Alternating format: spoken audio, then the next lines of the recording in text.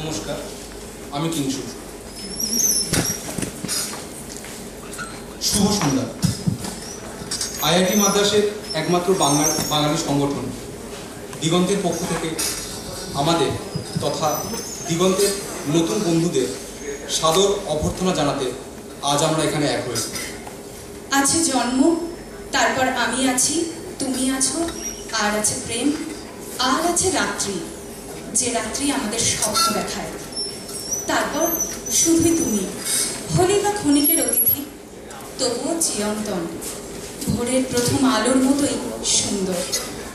আমরা আমাদের অনুষ্ঠান শুরু করব সুচেতনার গান দিয়ে, সঙ্গে গিটারে চন্দন ও কিবোর্ডে সৌম্যকান্তি।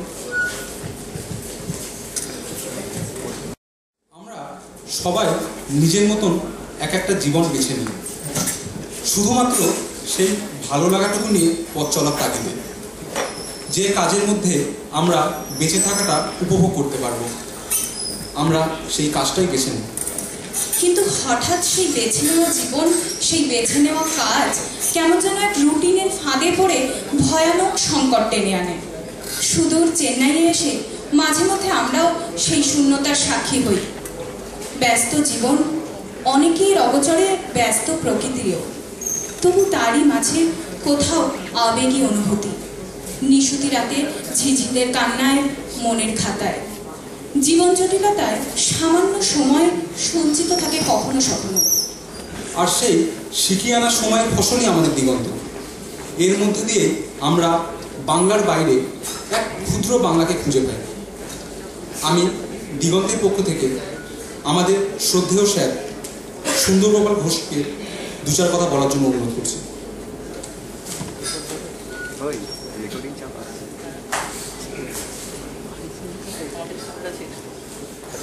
তোমাকে যখনই স্বাগত বললাম এই জীবনে, আকাশে রামধনু দেখা দিল, টবের কুড়ি ফুল হয়ে ফুটে উঠল।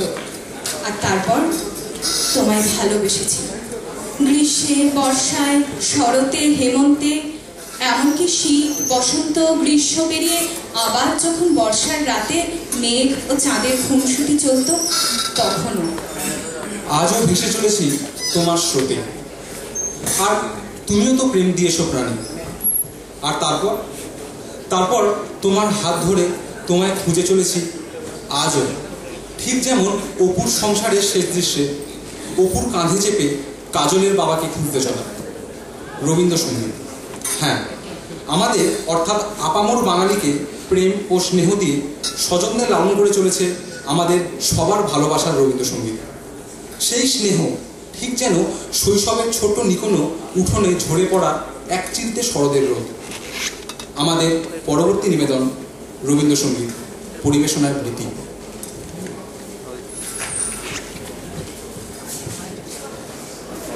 শুরুর মধ্যে এক অদ্ভুত আনন্দ লুকিয়ে থাকে, সে বাড়ির টবের প্রথম ফুল ফোটাই হোক বা নতুন বছরের শুরু। এই সেদিন ক্যালেন্ডারের ভাঁজ খুললাম, আর দেখতে দেখতে আজ বাতাসে শরতের স্নিগ্ধতা।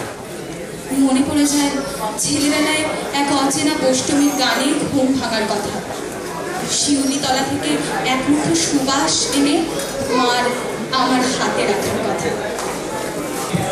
সুদূর দক্ষিণে বসে এইসব কথা ভাবাই বৃথা, তবুও আজ সান্ধ্য পাখির পাখনা থেকে ঝরে পড়া বিদায় রোডটুকু তোমার হাতেই রাখবো। ডেকে নিচ্ছি শতাব্দ, অতনু আর গিটারে সপ্তর্ষিকে। কথায় বলে 100 কথা না হলে নাকি বিয়ে হয় না।